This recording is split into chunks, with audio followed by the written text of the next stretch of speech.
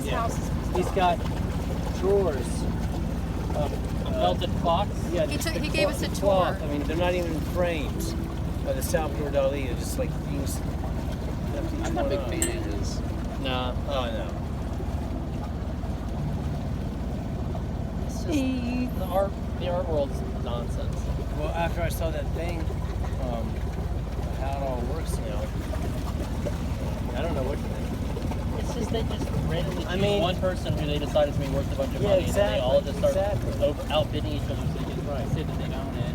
Right. It doesn't have anything to do with quality or skill.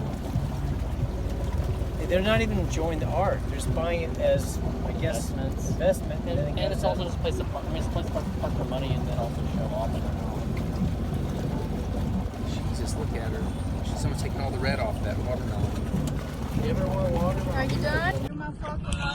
Okay, papai vai pular. 3, 2, 1, go!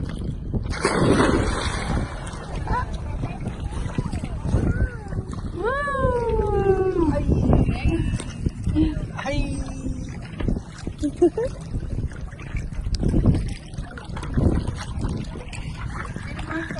I guess a coisa tava se afogando.